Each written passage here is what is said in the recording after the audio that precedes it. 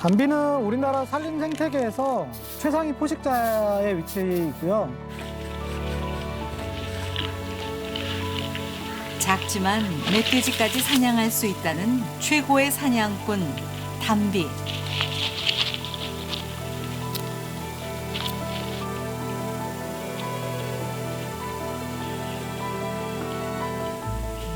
이 귀여운 녀석 담비를 통해 우리 숲이 들려주는 야생의 길을 만나봅니다.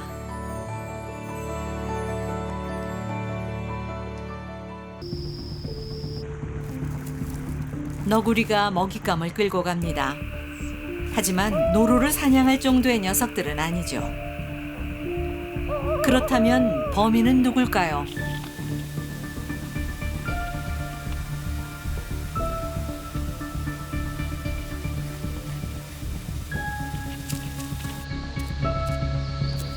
긴 꼬리에 날렵하게 움직이는 이 녀석. 노루의 사체를 찾는 듯 한참 동안 킁킁댑니다. 이게 담비 아닌가요? 방금? 담비, 오. 담비 같습니다, 제가 보기에는. 평상시에는 나도 1년에 한 번 정도 볼까 말까? 거기는 우리 눈에, 사람 눈에 쉽게 띄는 동물은 절대 아니야.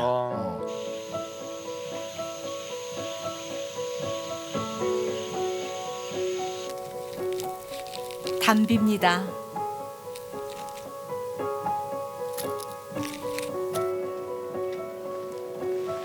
작지만 날쌘 데다 나무 타기의 명수여서 동해 번쩍 서해 번쩍 좀처럼 사람 앞에 모습을 드러내지 않는다는 비밀스러운 동물. 담비는 아주 예쁜 동물이고 아주 안 알려져 있던 동물이에요. 사실은 담비라는 동물이 지금에 와서 멧돼지도 사냥하고 고라니도 사냥한다 뭐 이런 얘기들을 하지만 사실은 10년 전만 뒤돌아봐도 담비라는 동물이 있는 거를 몰랐어요. 명성은 자자하나 여전히 의문투성이로 가득한 담비.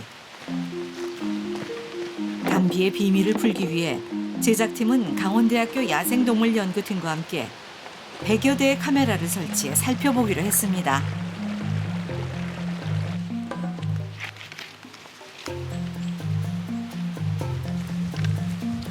처음 시도되는 대규모 담비 추적 관찰 프로젝트.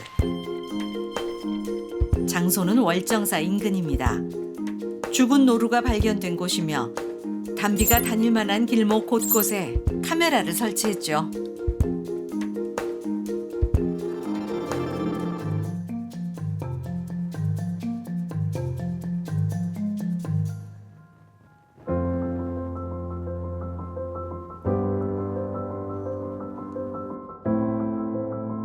설악산과 지리산을 잇는 백두대간의 허리.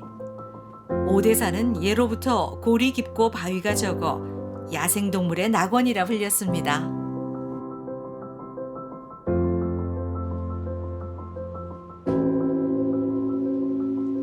오대산이 품고 있는 월정사.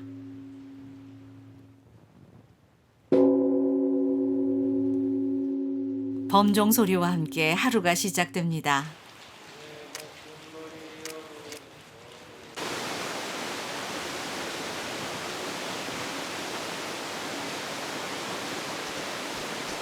(1500년) 고찰 월정사 근처의 숲은 수많은 야생동물들이 털을 잡고 살아가는 소중한 보금자리죠.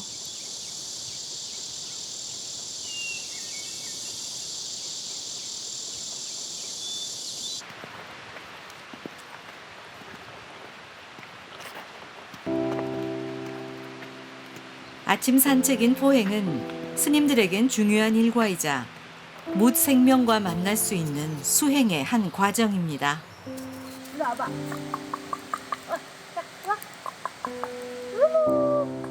이거 봐. 잘 잤어? 아이고, 아이고 맛있어라. 아이고 맛있어. 아이고 잘 잤어요.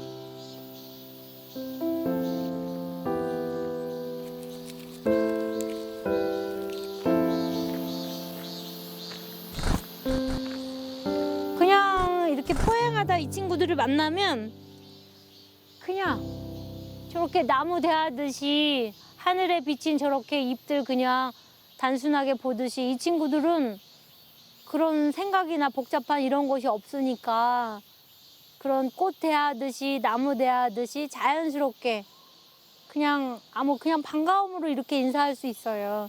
똑같은 것 같습니다. 그지? 네. 카메라를 설치한 지 한 달 후 자, 잘 찍혔겠지? 네. 일단 내려가서 보자고 일단. 네. 봅시다. 민지용 씨가 능선길에 설치했던 카메라부터 확인합니다. 할 수도 있지만 보통 기본적으로는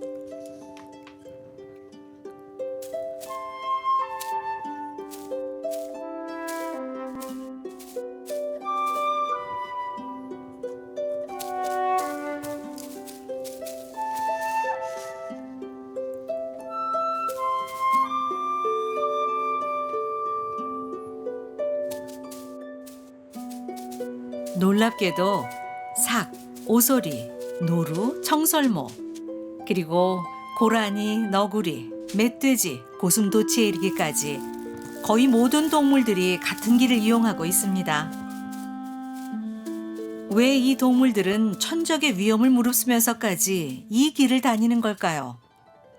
산과 산을 이어주는 그 선을 또 능선이라고 이야기를 합니다. 그래서 야생동물을 다른 지역으로 이동을 할 때 제일 효율적인 길이기 때문에 그 길을 이용해서 야생동물들이 많이 이제 다른 지역으로 이동할 때 이용을 합니다. 다니기 쉽고 가장 힘이 덜 드는 편한 길. 동물들 역시 오솔길이나 능선 등 에너지를 가장 아낄 수 있는 최단 거리를 선택합니다. 물론 어느 시간대가 가장 안전한지는 오래된 경험으로 습득했을 겁니다.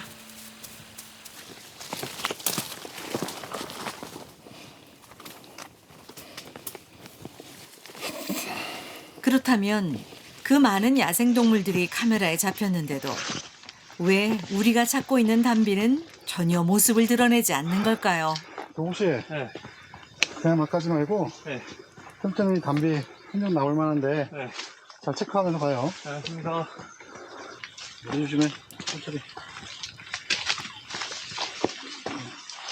예상이 맞다면 담비 역시 많은 동물들이 즐겨 이용하고 있는 이 길을 반드시 지났을 겁니다.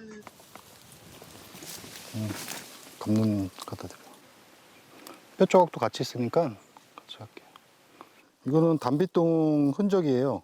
오래돼가지고 다 분해되고 녹았는데 분해 안 되고 남아있는 털하고 뼈만 지금 보이는 거예요.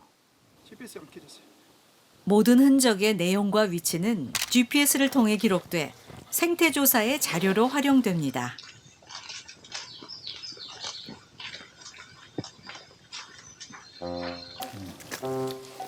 잠시 뒤 길 한가운데서 발견된 살개똥. 이건 살개똥인데 대부분이 다 털하고 뼈예요. 보면은 이 안에 이 똥을 분해하는 보라 금풍뎅이들이 막 꼬여 있잖아요. 12시쯤에는 배설을 하고 갔다는 얘기인데 그 정도로 야생동물들이 낮에도 활동할 정도로 야생 환경도 좋고 사람 이용료는 많지 않고 그런 곳이죠. 사람의 왕래가 적은 곳인데 길이 잘나 있다면 틀림없이 동물이 많다는 증거입니다. 그렇지. 사이즈가 똥을 넣는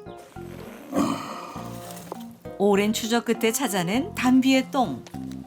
이 똥을 분석하면 녀석의 행적이 조금씩 드러날 겁니다. 똥을 싸는 거는 자기 영역 표시가 강하기 때문에 다른 동물한테도 보여주기 위해서 똥을 쌌다는 거예요. 뒤집어 생각하면은 이 길을 다른 동물들도 많이 이용하고 있다는 거죠. 그렇다면 담비의 똥엔 뭐가 들어있을까요? 국립공원 생물보존원을 통해 자세히 분석해 봤습니다. 종자 같은 것도 지금 보이는데 이건 다리보다 좀 큰 건데 그다음에 여기 깃털 같은 거 이쪽은 지금 척추뼈고 이거는 목뼈 경추가 되겠고 이거는 그 날개뼈가 으스러진 그런 종류들이고 담비의 똥에선 새의 깃털이 다량 발견됐습니다. 이처럼 담비는 겨울엔 주로 크고 작은 동물을, 여름엔 다래 등 과일류를 먹는 것으로 알려져 있죠. 산속에 사는 새나 다람쥐 같은 작은 동물의 둥지도 많이 그냥 습격을 해가지고 거기에 있는 새끼들도 많이 잡아먹고 그러는데, 그리고 뭐 오소리나 멧돼지 같이 좀 포악한 애들, 예, 걔네도 많이 잡아먹는 것 같아서 뭐 어쨌거나 전체적으로는 생태계 조절자 기능을 하는 최상위 포식자의 역할을 하고 있다는 거는 분명한 것 같습니다. 담비의 몸 길이는 5-60cm. 하지만 생태계 최상위 포식자답게 멧돼지부터 딱정벌레까지 거의 모두가 먹잇감이 됩니다.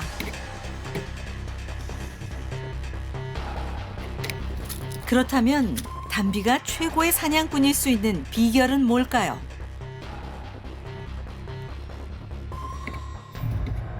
족제비과의 담비는 몸이 가볍고 매우 유연합니다.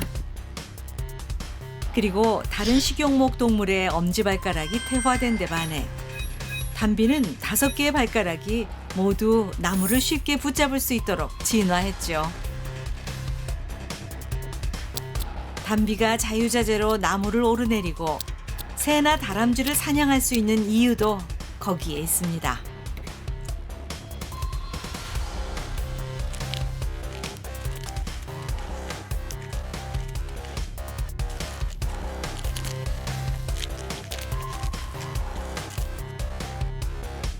또 작은 덩치에도 불구하고 입안엔 큰 송곳니가 있으며 턱 힘은 사냥감의 뼈를 단숨에 부술 만큼 강력합니다.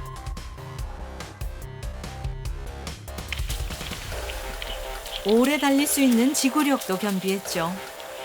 역할을 분담해 모리 사냥까지 할 수 있는 지능도 갖췄습니다. 이런 담비를 앞서 사체로 발견된 노루는 당해낼 수 없었을 겁니다.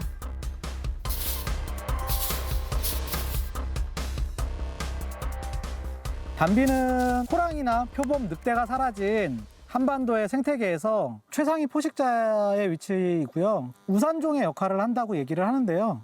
우산종은 그 정점에 있는 담비 같은 동물, 하부에 있는 동물들까지 함께 보호할 수 있다고 우산 같은 역할을 한다고 우산종이라고 하는데요.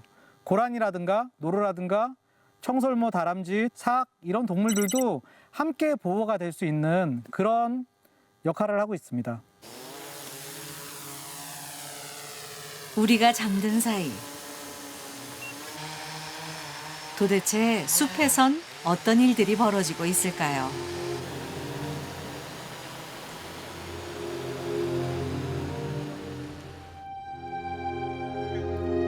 열화상 드론으로 월정사 근처의 숲을 살펴보기로 했습니다.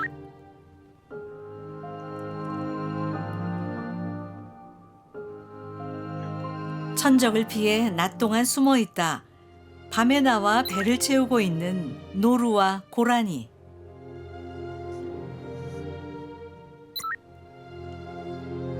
멧돼지 부부는 철없이 뛰어다니는 새끼들을 돌보느라 신경이 잔뜩 곤두서 있으며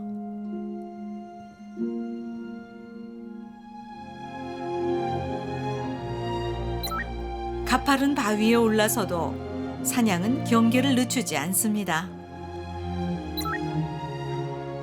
최상위 포식자 중에 하나인 삭도 느릿느릿 출근길에 나서는군요.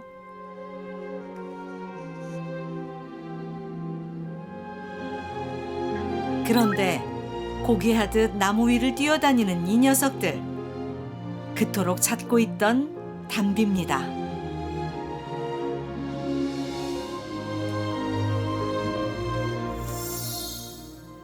국립환경과학원 연구에 따르면 담비의 행동권은 반달 가슴곰 다음으로 넓은 여의도 면적의 9배에 달하는 것으로 나타났습니다. 하루에 약 12km씩 이동한다는 담비. 카메라를 설치한 지 다시 한 달이 더 지났지만 담비는 끝내 모습을 보여주지 않았습니다.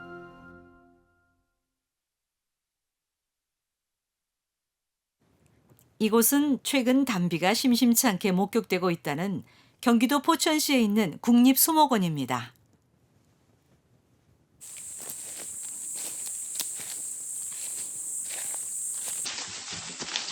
이상규 씨는 생태 연구를 위해 10년째 담비를 추적하고 있는 최고의 담비 전문가 중 한 명이죠. 주변에 보면 지금 이렇게 이제 솔방울 까먹은 청설모 흔적이나 뭐 잣방울을 까먹은 청설모 흔적이나 이런 것들이 지금 되게 주변에 곳곳에 널려 있거든요. 올라오다가도 되게 많았어요. 이런 게 많다라는 거는 청설모나 다람쥐도 많다라는 얘기고, 그 얘기는 담비가 먹을 수 있는 먹이 자원이 풍부하다는 얘기예요. 한참 동안 담비의 흔적을 살피던 이상규 씨가 능선길에 카메라를 설치합니다. 과연 상규 씨의 예측이 적중할까요?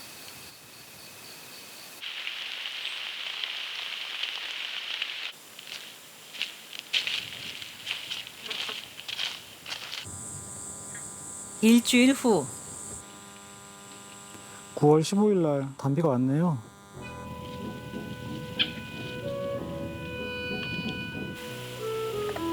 긴 꼬리에 노란색 몸통, 흰 턱과 검은 얼굴. 분명 담비입니다. 담비가 생각할 때는 여기에 지금 자신의 흔적을 남기기가 좋다라고 생각을 한 것 같고요. 자기 채취를 남기는 그런 행동들, 그런 여러 가지 행동들을 하는 모습들이 여기 지금 같이 보이고 있습니다. 그런데 유독 한쪽 발에 흰색을 띠고 있는 이 녀석. 마치 흰 양말을 신은 것 같은데요. 녀석을 따라가면 담비의 이동로를 알 수 있지 않을까요? 형광색 줄을 이용해 추적해 보기로 했습니다. 그러나 얼마 가지 않아 유령처럼 사라져버린 담비.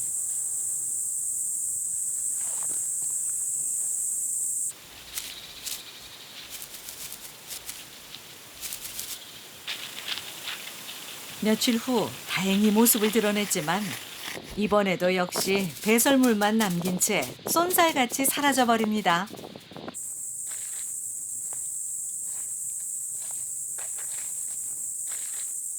다시 시작된 담비 추적.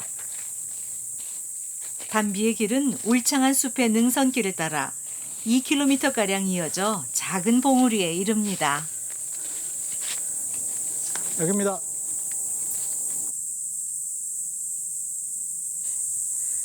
이게 담비가 그루밍해서 자기 털일 것 같아요. 이거는 하얀 게. 담비의 놀이터로 추정되는 곳. 밤은 물론 낮에도 동물들이 줄을 잇습니다.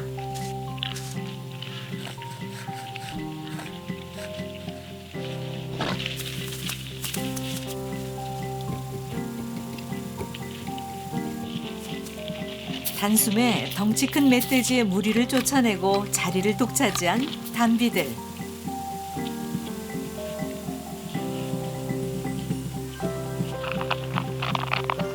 낯익은 녀석이 눈에 띕니다. 바로 이상규 씨가 추적 중이던 흰발 담비.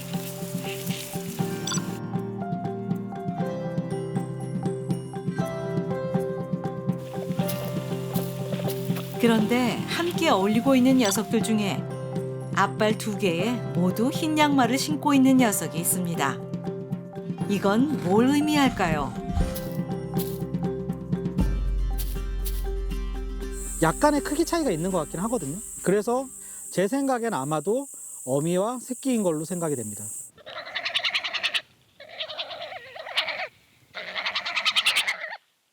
한 마리의 어미와 3마리의 새끼. 이 무리는 한 가족이었던 겁니다. 암컷과 수컷이 따로 활동을 하는 걸로 알려져 있고, 5월쯤에 새끼를 낳아서 그 다음에 새끼를 낳기 직전까지 새끼들이랑 같이 댕긴다라고 알려져 있습니다. 야생동물의 활동이 가장 활발한 5월의 숲.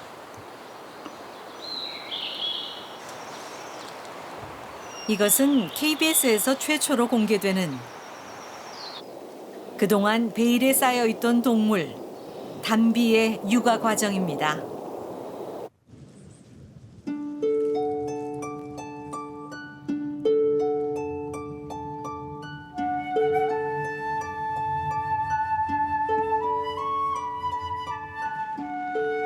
텅 빈 나무 속 가장 은밀한 곳에 잠들어 있는 태어난 지 얼마 안 된 새끼 담비. 어미 담비는 살기나 오소리, 너구리로부터 새끼를 보호하기 위해 자주 둥지를 옮기는 것으로 알려져 있습니다.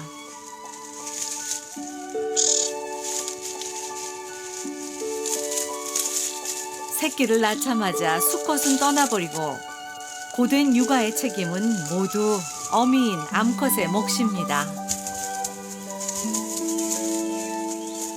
사냥을 하고 와서 어미의 몰골이 아주 힘들어 보여요. 털색도 푸석푸석하고 더 말라 보이고, 새끼는 사람도 그렇지만 엄마가 피곤한 거 이런 거 잘 모르잖아요. 계속 와서 치근덕거리고 젖달라고 조르고, 그런데도 계속 이렇게 새끼를 보듬는 모습들을 보거든요. 담비의 모성애는 정말 남다르구나 라는 생각이 들더라고요.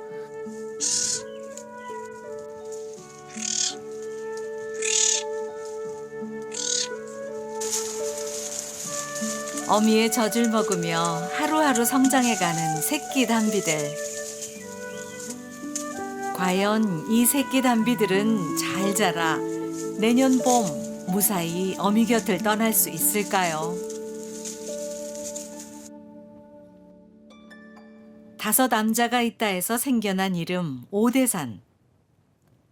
산 높고 골 깊은 이곳 날씨는 변화무쌍하죠.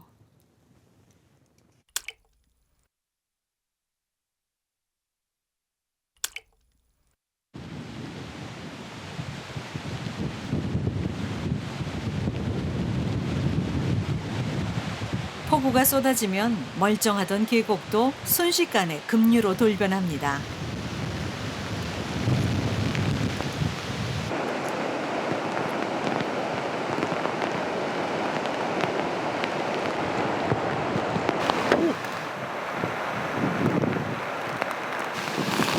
하마터면 대형 사고로 이어질 수 있었던 아찔한 순간. 다행히 국립공원 관리요원들이 나서 즉시 현장을 수습합니다. 하지만 아무리 악천후가 몰아쳐도 제때 끼니를 해결해야 하는 야생동물들은 길에 나설 수밖에 없죠.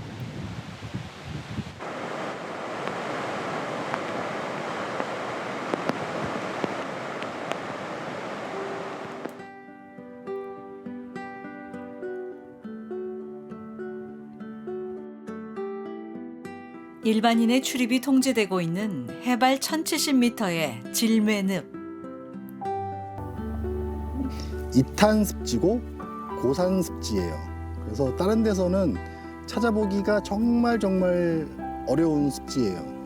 그만큼 색대적으로도 가치가 굉장히 크기 때문에 오대산에서도 그만큼 이 작은 습지가 차지하는 그 생태적 역할이 굉장히 크다고 볼 수 있는 거죠. 이탄 습지란 각종 식물의 퇴적층이 쌓인 곳에 물이 고여 있는 독특한 지형을 말합니다. 현재 오대산에 서식하는 생물종은 3,500여 종에 달합니다. 이 중 질매늪에 사는 동식물만 약 2,100여 종. 심장과 같은 역할도 해주고 허파와 같은 역할도 해주고 콩팥과 같은 역할도 해주고 물도 걸러주고 물도 담았다가 수위 조절도 해주고 야생동물들의 굉장히 중요한 은신처, 먹이처, 새로운 서식지도 되고요.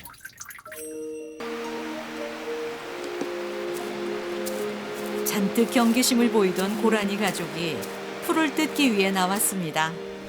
고라니는 우리나라에선 농작물에 피해를 줄 만큼 개체수가 많지만 사실 외국에선 거의 발견되지 않는 국제 보호종이죠. 늪으로 통하는 길목 상황은 어떨까요?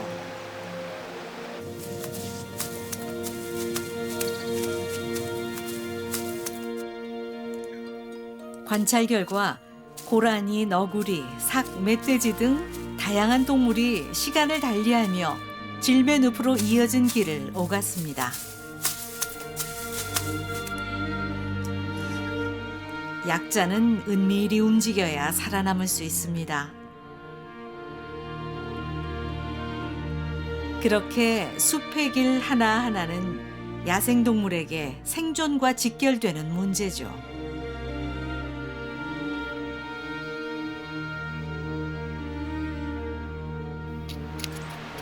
그렇다면 야생동물의 행동 반경은 어떻게 결정될까요?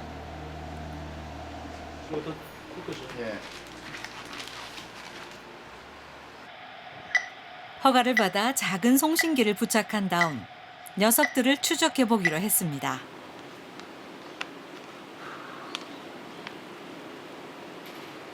이게 그 털에다가 붙이는 거라 그래야지 나중에 이제 털갈이 하거나 할 적에 자연스럽게 떨어지게. 이제 펴졌다 할 때 사이즈가 대상은 다람쥐와 고슴도치 그리고 오소리. 이동 속도와 먹잇감 크기가 모두 다른 녀석들입니다.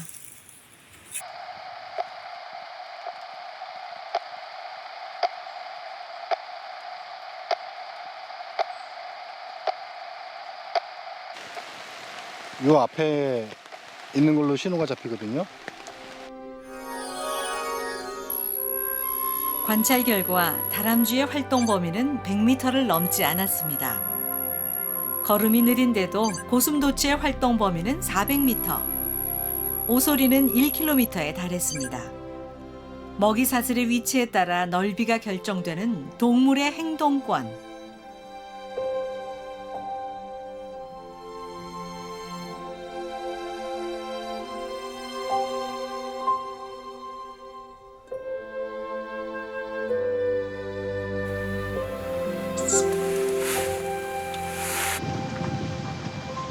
오늘은 한 달에 한 번 야간 야생동물 생태 조사가 있는 날입니다.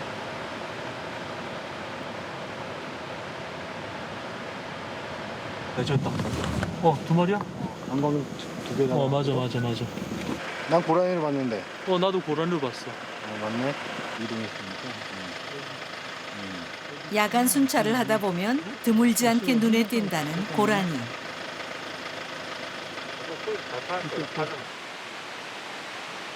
하지만 요즘 이들이 애써 찾고 있는 녀석은 따로 있습니다.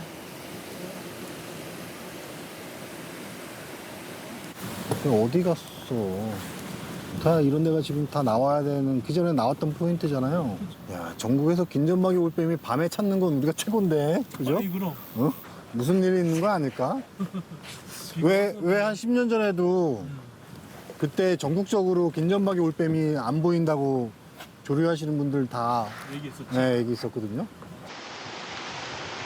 몇 년 전만 해도 자주 목격됐는데 최근 1, 2년 동안 그 횟수가 급격히 줄었다는 긴전박이 올빼미.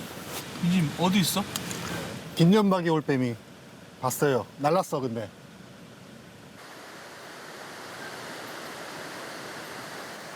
저기다. 저.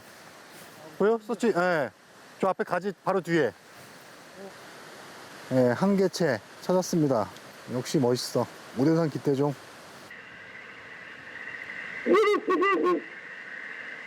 긴전박이 올빼미는 멸종위기 야생동물 2급이자 오대산 생태의 기대종이기도 합니다.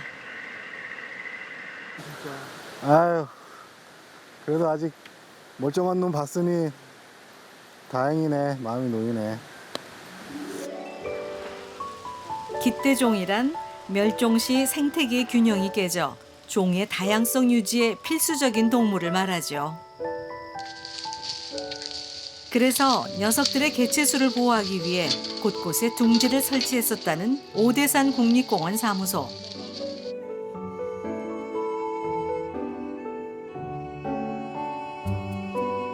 다행히 여러 개의 인공 둥지에 올빼미가 찾아와 번식에 성공했습니다.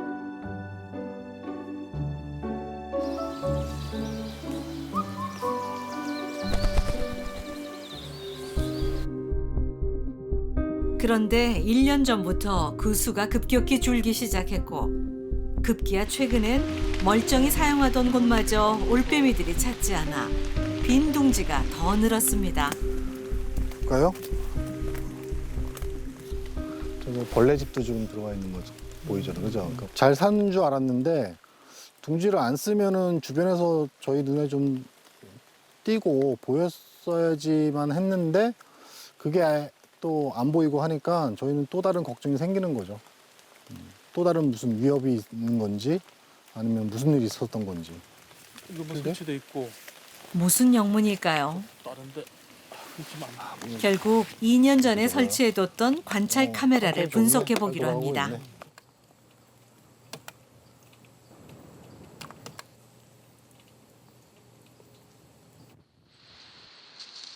둥지를 지키다 갑자기 뭔가에 놀라는 어미 올빼미.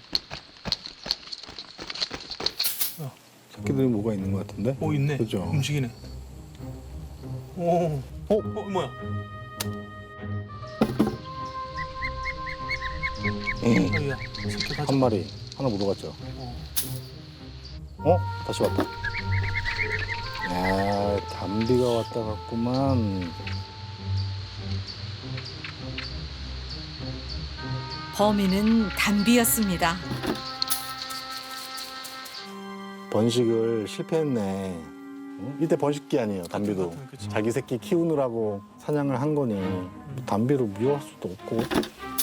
자기는 섭리인데 뭐 어떻게 했어? 그러게. 아하.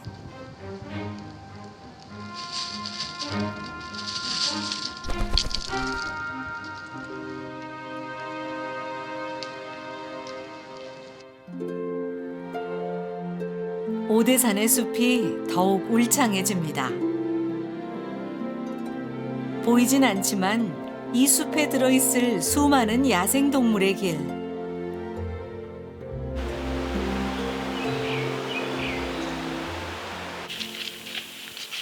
오늘도 드물지만 능선길에 사람들이 지납니다.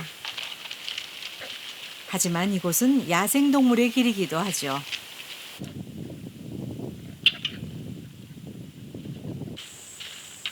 대부분의 사람들은 본디 이 길을 사람이 만들었고 사람을 위한 길이라고 생각합니다.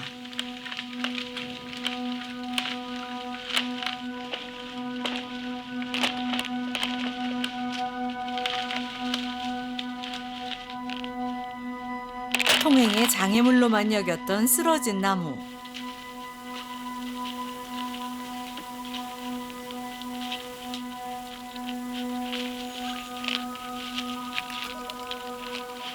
담비들은 오랫동안 이 나무 통로를 오가며 자신들의 길이라 믿었을 겁니다.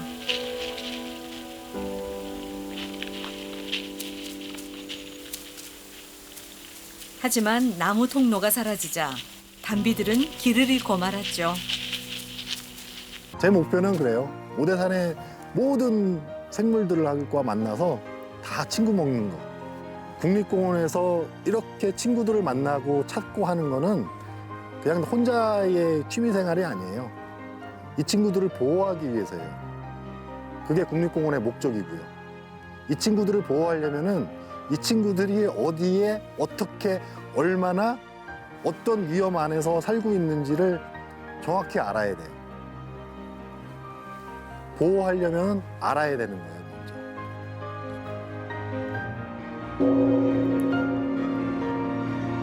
먼저. 들리시나요? 숲이 들려주는 이야기. 우리에게 보이지 않지만 숲엔 수많은 길이 있습니다.